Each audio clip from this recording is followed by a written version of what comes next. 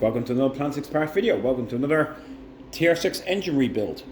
So, we have another TR6 engine to rebuild here. Customer brought it in because obviously it's losing oil like no tomorrow. It's not actually leaving the puddle, it's just burning oil. And whenever it burns oil in the quantities that this one was doing, it's usually the rings or something's gone on and the oil is seeping up. So yeah, he brought it in to get the engine done. So he's owned this car for about a year, just over. The car itself is actually pretty nice. It has some good upgrades. The body is good, the interior is good. Up to date, it looks like looks almost like a brand new Miata seats or whatever in there. So the car itself is actually pretty nice. It's just the engine itself is burning oil like no tomorrow. So he wants to get that fixed. I'm not gonna lie, I don't even know what year the car is.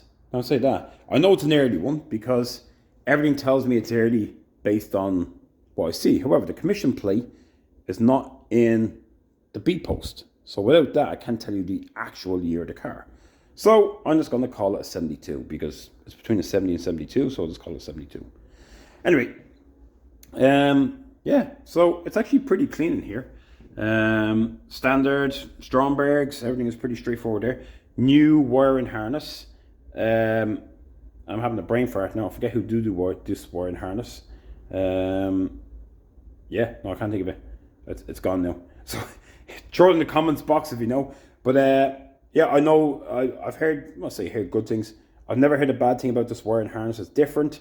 Obviously the colours are different and you want to put them in. I don't install them personally myself. I haven't. I may do it one day, but just I haven't gotten around to it. I just keep the original wiring harness when I'm doing it. But I believe this is great. And again, I've never heard a bad thing wrong about it. Some interesting stuff here with the carbs. So the carbs not rebuilt, but I'll tell you what though, you put a nice little, or if you can get them, a nice little tray underneath. It's almost like the catch in the oil or whatever, which there is oil in there. I don't know if it is a catch tray, but it's, I don't know, it's acting as one. So it stops the oil from going on the paint. So interesting thing. Other than that, I can see where it's leaking, like it's leaking around the back of the head like no tomorrow. Everything else is pretty standard. The fuel pump is there, but that's involuntary. He actually has an electric fuel pump here, which is pretty good. So we're going to remove that and blank it off because I think we're getting a bit of a vacuum leak in it, based on what I can see. Other than that, everything else is pretty straightforward. He does have the alternator off a late 76. That's the only thing. So they're the only ones that ever had these ones. So we'll see what happens in the way of putting the original back on, but I presume that works absolutely fine. But then you have other bits and pieces. I said, not everything matches up. Some odd holes is not original.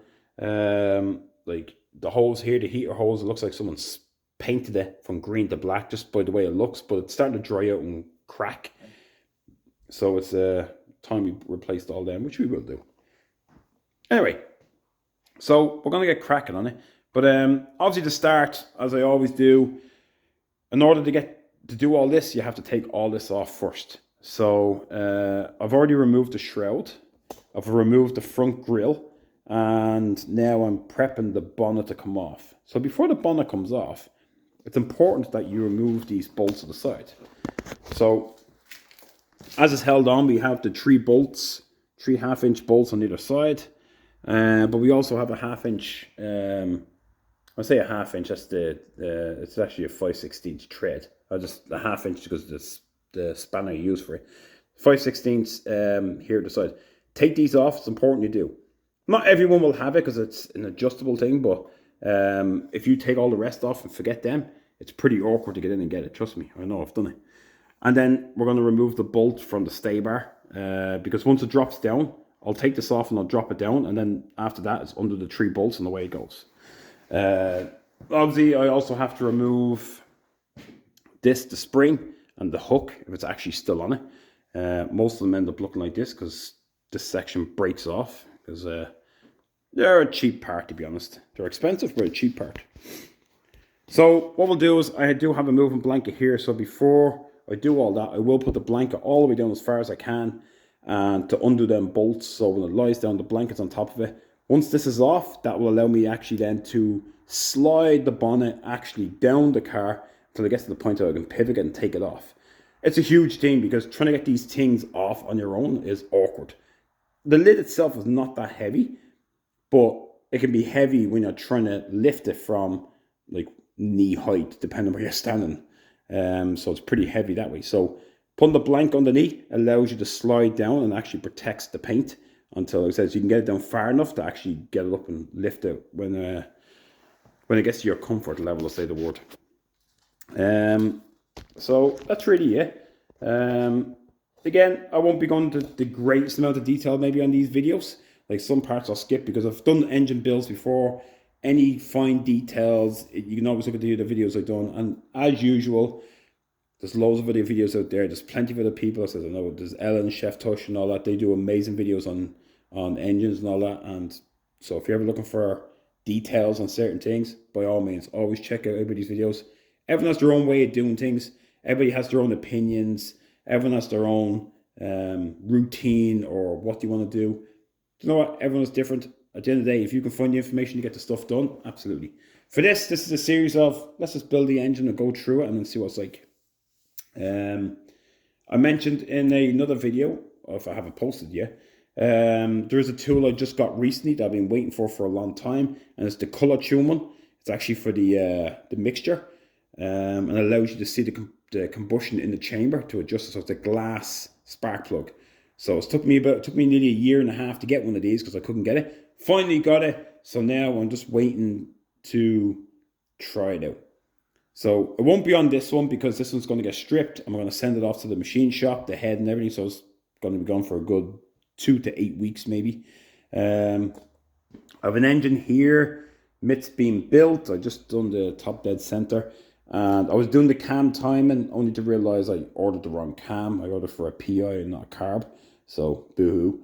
So yeah, I just had to swap that out. But it's not the end of the world. That cam will actually come in use to me, just in a different vehicle, and you'll see that down the line.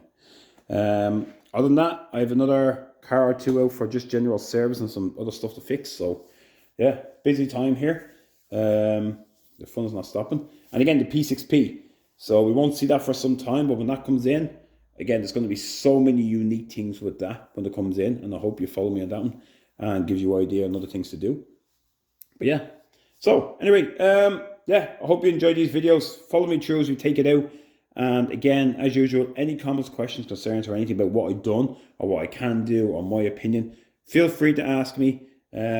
Obviously, keep the messages clean and blah, blah, blah, and no bad talk. And that goes to anybody. I mean, at the end of the day, like I said, we all have our own ways of doing things. We all have our own points of view and opinions. Everyone's entitled to that, all right? So, because I know there's a lot of negative messages being thrown around, not just on my videos, but on other videos as well. There's honestly no need for that. Anyway, yeah, so let's get cracking. Let's get the blanket down, get this dropped, and start getting the hood on, and start getting this engine out to get rebuilt. All right, roll on some high speed.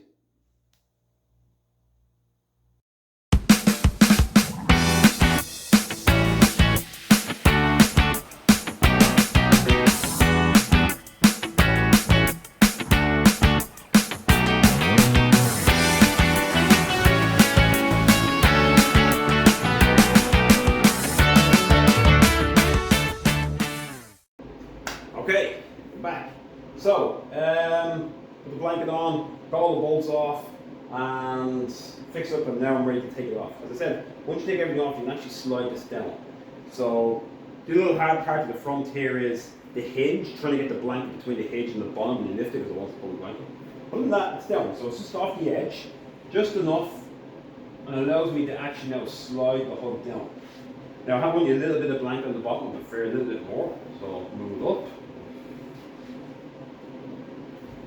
Pull it down a bit, push it back up a bit. So now I have a bit more, and now I can start to bring it down. So over. So now I have a grip. It's not exactly centralized. I have a grip to allow me to lift it a bit and slide it down.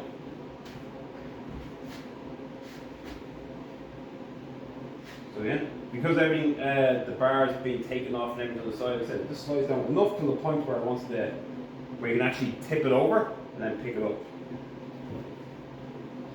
before, and I've put another blanket on the ground over there, ready to get it. So when I get to a certain point, the bonnet will want the tip. There we go. Now there's two things you can do here.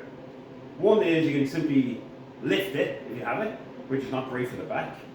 Two is, what I'll do is I'll let it tip over and rest on my feet.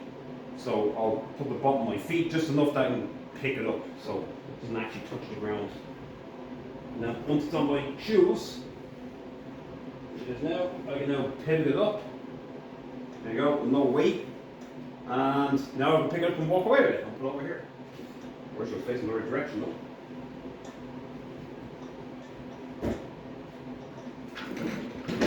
Here away.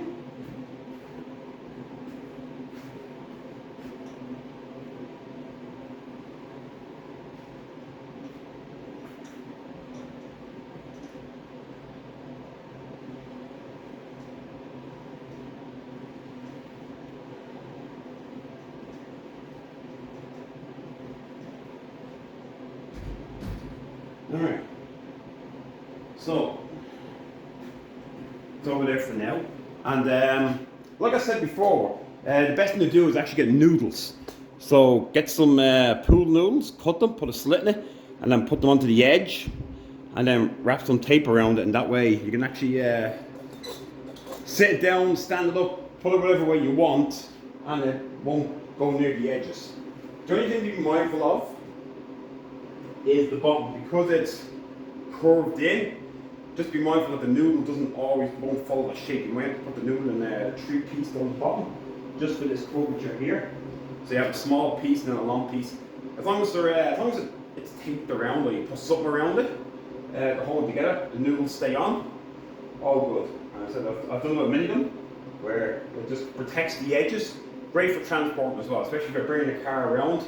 It's great to put the noodles on if you're transporting a bonnet, and it just stops them edges from bumping and raises it up.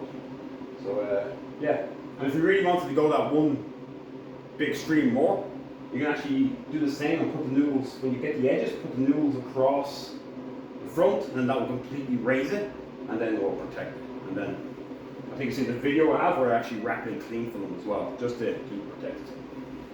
Anyway, that's all for now. So now we're back to our engine. As you can see, it's pretty nice and clean in here. So be nice when the engine is done. So again, this is reference, so I can look back and see what the engine bay looked like before to what it will look like when it's done. Now again, this is not a restoration project, so like it's not like I'm painting all in here or anything like that. Just the engine is going to be different, so a little bit of cleanup. The thing with me here is though, I never decide what colour to do the engine. So I always do a different colour every time depending on what it is. So this is red, so I'm not going to go with a blue colour one. I may do a red block. I don't know, I may just do black. I might do a silver block. Just something that gives a bit of contrast. I hate doing a standard box colour. I like to give it a bit of a contrast, so when you put everything back on, you can sort of see the engine. Because right now, if you look at this, all you see is the valve cover, the carburetor, the intake manifold, and that's it. Like, it's just a black void in here, so you don't get to see any of it.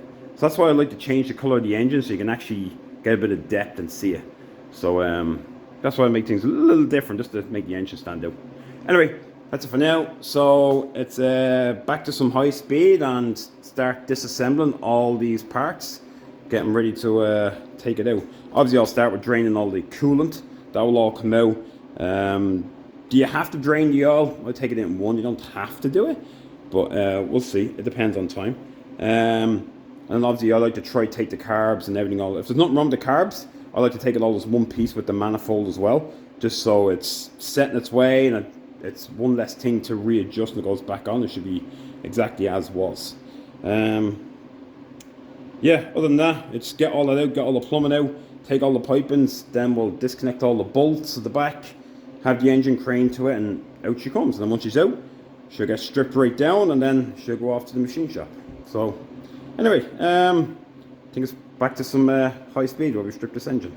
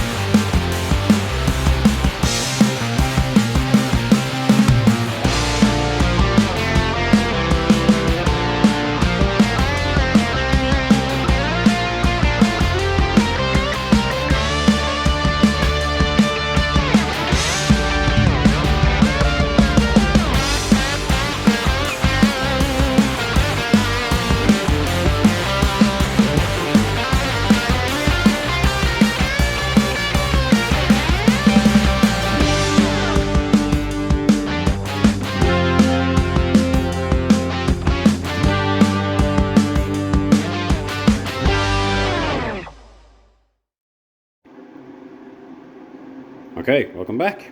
So, nearly ready to go already. It's actually pretty close to coming out. So what have I left to do? I've removed pretty much everything. So now what I'm going to do is, I do have a drum underneath with the coolant in it. And not everything made it into it, so it's a bit of a spill. So what I'll do is I'll take that out and clean all the floor, because then I have to get under it and I'm going to drop the oil.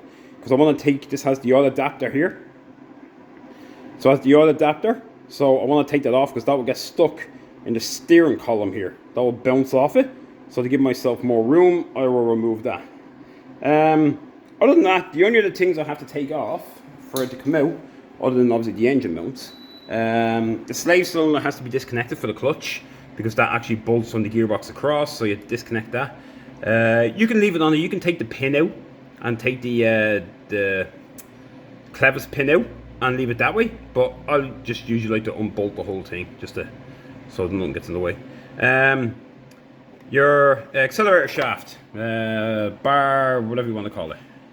So it's important you remove this. When I say remove it, you undo one end and slide it all the way across, and you can see he has some like the locks on it which stop it from sliding left and right, which you'd find on most modern carburetors. Well, to say the carburetors, you find them on to stop them from moving.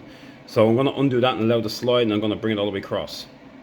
It's very important you do that. Now, if you have your own Tr6 and you go look at the shaft and it's bent, well then the engine's been out, 100%. Every time someone takes an engine out and doesn't remove that bar, it will get bent, guarantee. Because there's not enough room for the engine to pass by. So even though you drop it down and unbolt it, it will get lodged on that. So you can see if somebody's lifted the engine up. It may not have fully come out, but you know they've lifted the engine up to do something with that shaft. So have a look for that. And then obviously that's going to make a difference on your throttle as well, because at the end of the day the bar is bent, it's bent. So that'll be easy. Inside here in the footwell, pops through, there's a round washer, and at the end of this bar there's a hole, and you just have a split pin going through it. So just remove the split pin and take the washer off, and that will actually slide all the way across. However, obviously in this case I have to just remove this or slide that across to allow it to go off. But yeah, that's how you do it. It's just on the behind the carpet in the footwell. Other than that, the only other thing is the exhaust. Do you know what? I know what you do, but I hate it. So if you can see down here, there's a nice shiny new exhaust connected to an old downpipe.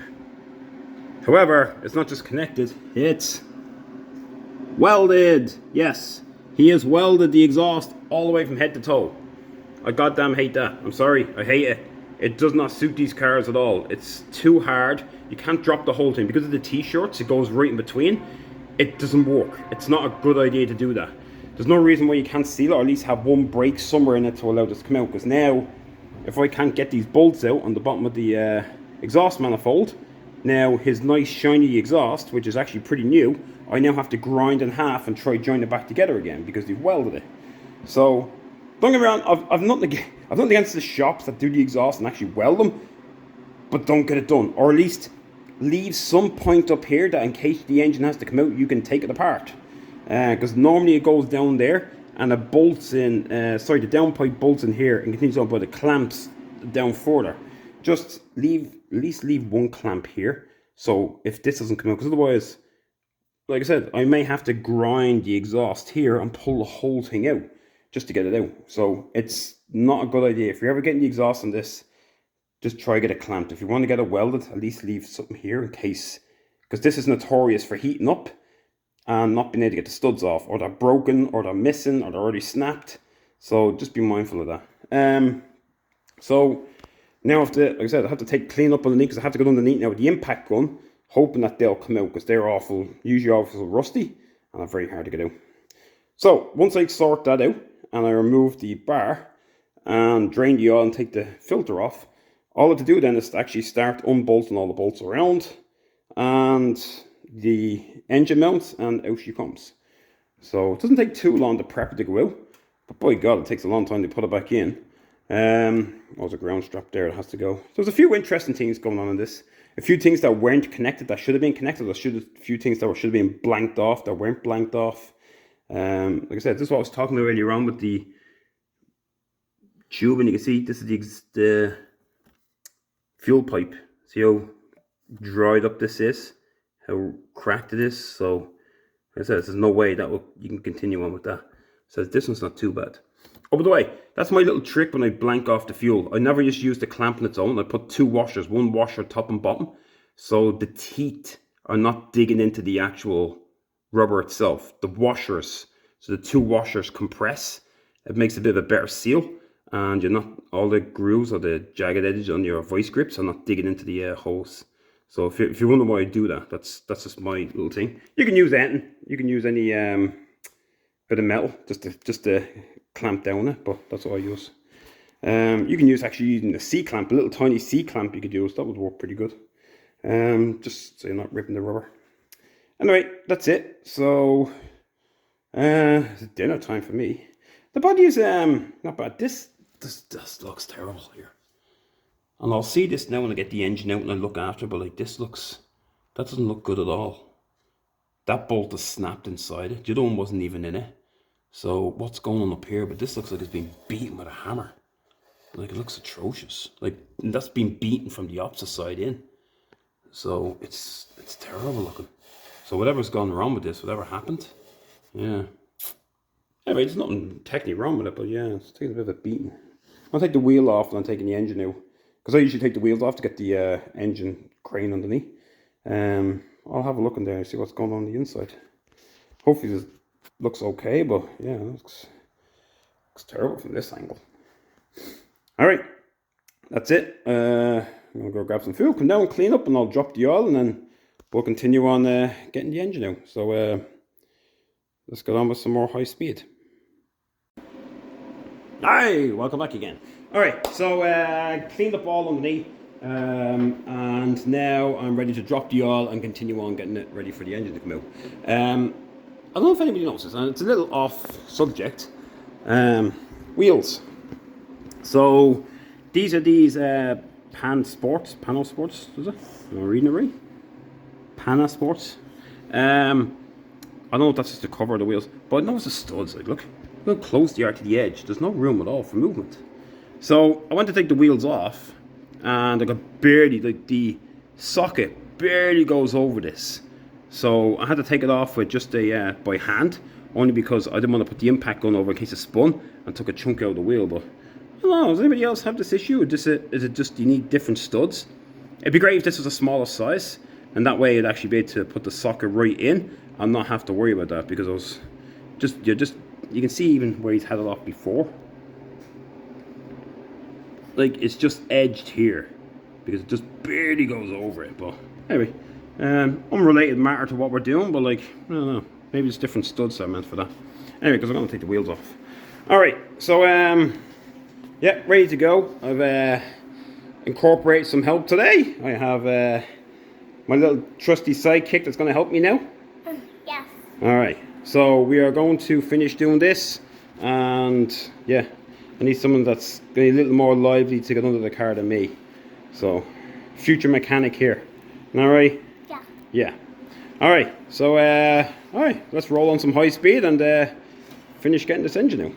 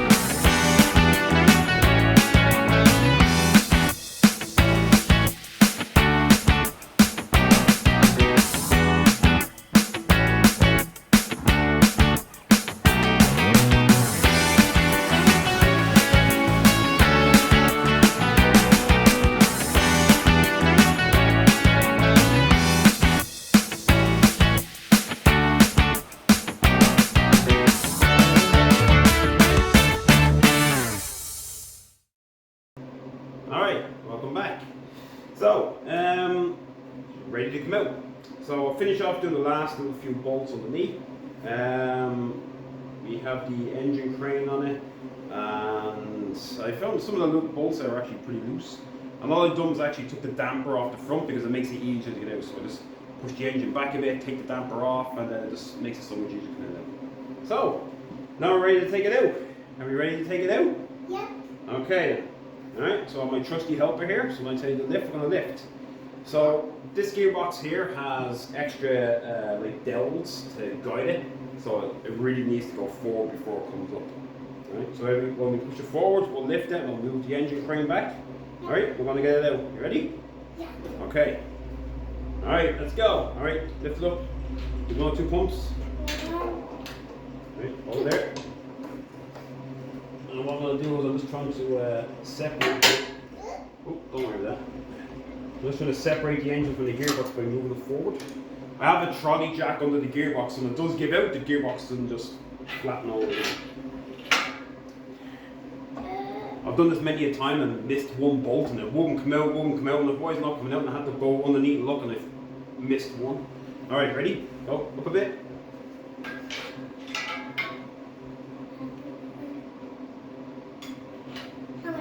Oh, keep going. I'm going to tell you to stop, okay? That's it. 1, Go, keep going. 2, Keep going. 3. Right, go on there for a second.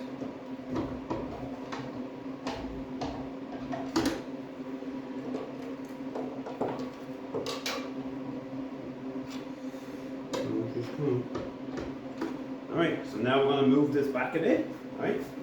Hang on, watch it. You go to the side? Yeah.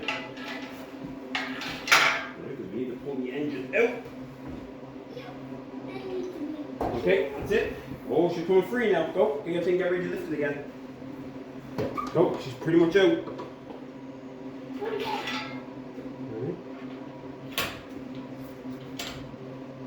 Pump. That's it, keep going. Oh, we're free. That's it, keep going. Go up.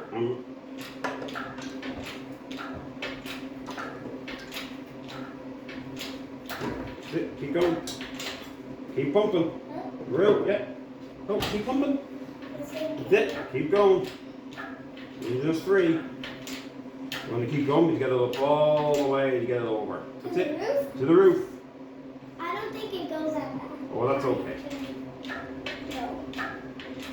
So for me, when I'm taking it out, I always have it off the ground because the engine crane never really fits underneath when it's down on the ground, so it gets stuck in the wheels.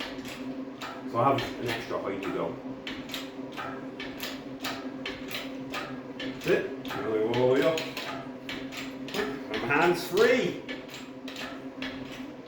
That's it. 2 big ones. All right. Make sure you yeah, that's it. Do a big one. Make sure you all the way through it. You don't have to change that. That's it. Keep going. Keep going. Keep going. This is a big one. Same as the rest of the engines. I see a lot of silicone on this.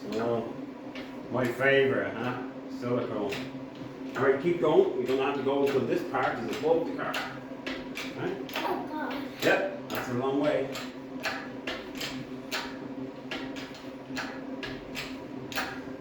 Arms are getting sore now. Getting sore already? Oh. Yeah. Well, that's the price of cheap labour. Alright, you want me to take over? That's fine. Okay. Okay. Okay, I think we're good for there. Alright, so take our handle out. We want to put it in. We want to bring it back. Alright. Well, you go to the side. I'm going to go over as well. Yeah. You could have left it here. We're gonna rearrange the camera so we can see. Oh, here we are. Alright. Ugh, the thing's wobbly on there. It is. Right, now you watch out.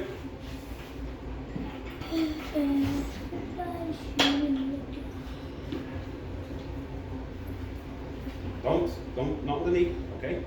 That's it, stand back and never walk under a thing that's suspended in the air. I was looking to see if it was going to hit any of the things. Yeah, I'm not stuck in the middle. You're good under. Oh, look at this. Oh no, it's leaking. Dang. Oh Oh no. All right. Okay. I need to There. go get some. Where's the paper towel? Oh. Okay. Hold on a I'm second. getting a paper towel in there. Hold on. Want me to put this on the ground? Oh, it's okay. I'm gonna back up the piece. Now, watch out. I'm gonna bring it all the way down. I'm just gonna kind of hold it a bit. Just be careful. It's gonna fall. It'll land on you. Because I don't want it to break on the ground when it. Oh, don't worry. I'd rather break in the ground than something. Okay, leave it at that. All right. It's out. All right. Can I see it? Let's go. So, All right. We'll bring the camera down. I want to hold it. Oh, hold on. Hold on.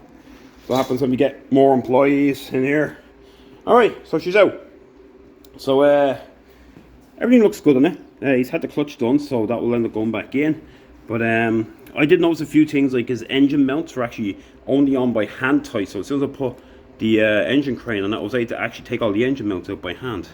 There is a lot of silicone on the back, and there's a lot of what looks like a pile of copper grease based on the color of it. That's dirty. So yeah, it is, isn't it? It is. Well, we're going to take it apart and we're going to send it to the machine shop. And that's it. So she's out. We'll look at the gearbox and it's in there.